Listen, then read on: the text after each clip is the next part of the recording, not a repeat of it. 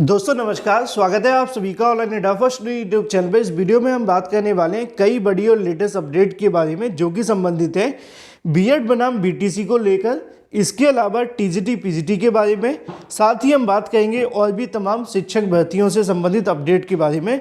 तो एक एक करके सारी जानकारी हम कवर करते हैं। चलिए दोस्तों वीडियो शुरू करते हैं। वीडियो को लाइक कर दें, साथ ही शेयर कर दें और चैनल को सब्सक्राइब करना बिल्कुल ना भूलें, जिससे कि जानकारी आप सभी को ऑनलाइन इंडिया फर्स्ट चैनल के माध्यम से रियल ऑथेंटिक सबसे पहले मिलती रही। चलिए शुरुआत करते हैं सबसे पहली अपडेट के बारे में, बीएड बनाम बीटीसी के बारे में। बीएड बनाम बीटीसी को लेकर बहुत सारे छात्रों के माध्यम से इस मुद्दे के बारे में हम अगर बात करें तो ये पूरे के पूरे देश के बीएड बनाम बीटीसी के लिए एक अंतिम समय आ चुका है, जहां पे कहीं ना कहीं सुप्रीम कोर्ट के ऑर्डर को लेकर बीएड और बीटीसी करने वाले दोनों ही छात्रों की धड़कनें बढ़ी हुई हैं। हालांकि दोनों का अपना अपना मुद्दा है। आप जानते हैं कि बीएड वाले छात्र इस बात को लेकर इंतजार कर रहे हैं कि सुप्रीम कोर्ट के माध्यम से क्या फैसला दिया जाएगा, उनके पक्ष में फैसला आएगा या फिर कुछ और फैसला देखने के लिए मिलेगा।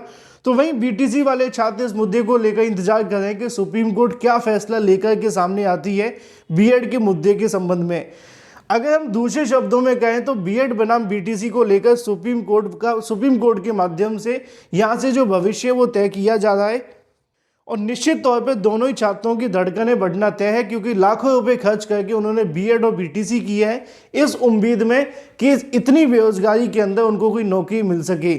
लेकिन अगर बात की जाए फाइनल ऑर्डर के बारे में, जिसको लेकर छात्र सबसे ज़्यादा परेशान है, फाइनल ऑर्डर को लेकर हमेशा मुझे कमेंट करके कहते रहते हैं कि सर ऑर्डर के बारे में बताइए। कुछ अभ्यर्थी कहते हैं कि सर सो नहीं पाते, खा नहीं पाते। निश्चित तौर पे आपके साथ ऐसा होना लाजमी भी है, क्योंकि मैंने स्टार्टिंग में कहा है कि ये मुद्दा भविष्य से संबंधित है।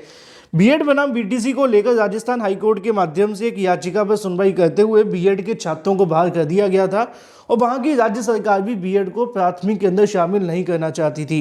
फिर उसके बाद देवेश शर्मा के माध्यम से एक याचिका सुप्रीम कोर्ट में दाखिल की गई, देवेश बनाम यूनियन ऑफ इंडिया के नाम से, और यही वो याचिका थी जिसके आधार पर बीएड बनाम बीटीसी को लेकर अंतिम सुनवाई 12 जनवरी 2023 को हुई थी।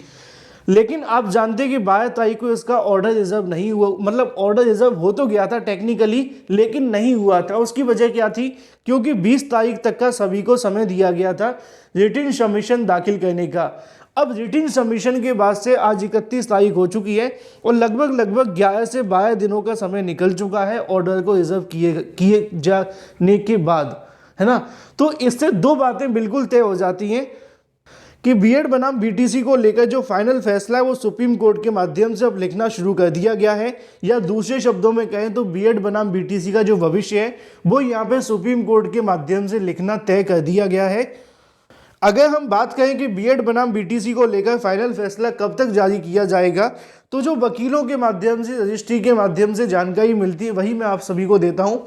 उनकी अगर बातों को समझें तो उनका कहना ये है कि 10 फरवरी के बाद कभी भी आपका ऑर्डर जारी हो जाएगा।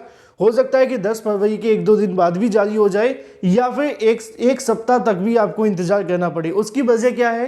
क्योंकि आप जानते हैं कि सुप्रीम कोर्ट वर्किंग डे के अंदर ही आपका ऑर्डर सुनाएगा, तो जब सैटरडे और संडे आसपास पड़ जाते हैं तो ऐसे में 2 दिन का और आप सभी को समय लग जाता है। तो इन तमाम चीज़ों को हम समझ करके चलें तो 10 तारीख के आसपास या फिर उसके 1-2 हफ्ता आगे पीछे आपको देखने के लिए मिलेगा। पीछे नहीं होगा लेकिन आगे हो सकता है, उसकी वजह मैंने आपको पहले ही बता दी है।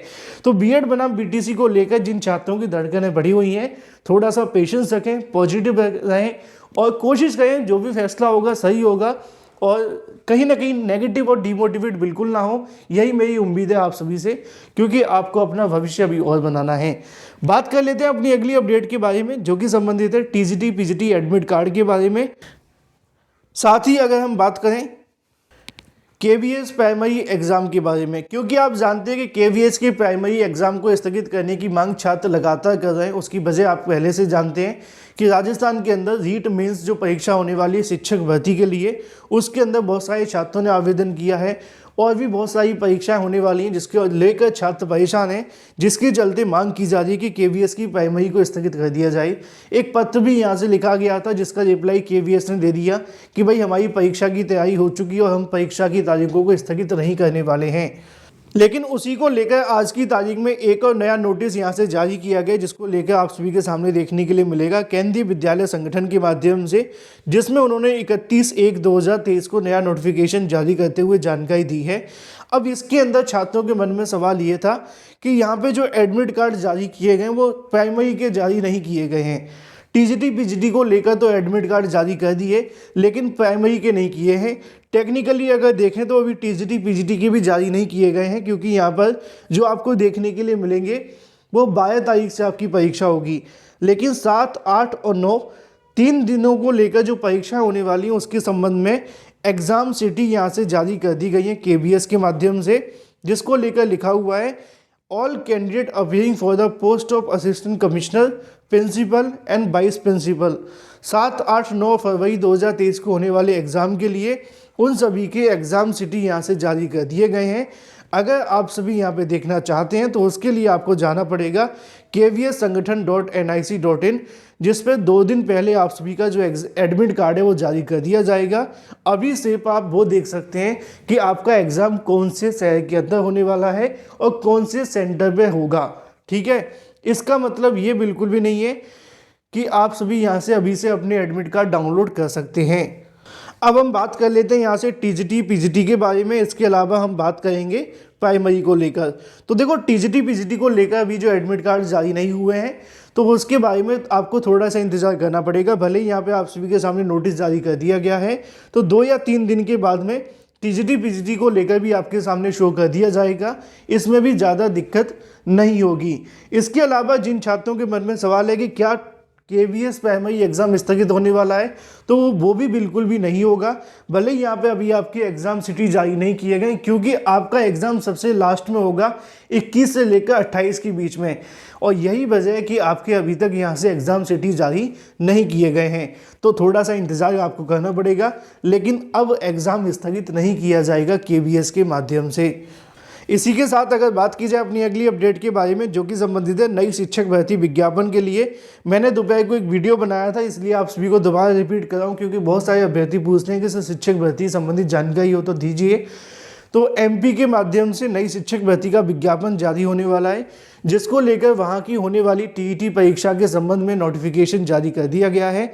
अगर आप बैठना चाहते हैं वहाँ की शिक्षक भर्ती के लिए तो आपको MPTET देना पड़ेगा, जिसको लेकर मैंने दोपहर को एक वीडियो बनाया था। अगर आपने देखना है तो जाकर देख सकते हो, आवेदन से संबंधित सारी जानकारी ले सकते हैं। बात की जाए एडेड जूनियर शिक्षक भर्ती के बारे में, जिसका इंतज़ार किया जा रहा है, लेकिन ये इंतज़ार ख़त्म नहीं हो रहा। इस दिसंबर में यही कॉमन देखने के लिए मिला है कि एडेड जूनियर तब भी लटकी थी, आज भी लटकी हुई है।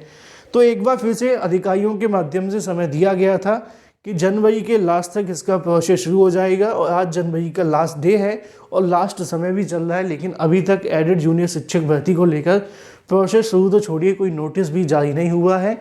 तो यहाँ से एक बात बिल्कुल तय है कि अब एडेड जूनियर शिक्षक भर्ती में और समय लगेगा, और हो सकता है कि इस भर्ती को 1-2 महीने और इंतजार आपको करना पड़े, क्योंकि कोई जानकारी अधिकारियों के माध्यम से सटीक नहीं दी जा रही है। अभ्यर्थी मुझसे पूछते हैं, लेकिन मैं भी बस वही जानकारी आपको दे सकता हूँ जो अधिकारी दें, क्योंकि अंदर कोई काम नहीं चल रहा है, अधिकारी बस गुमराह कर रहे हैं। फिलहाल इस वीडियो के माध्यम से इतना ही। Thank you for watching this video.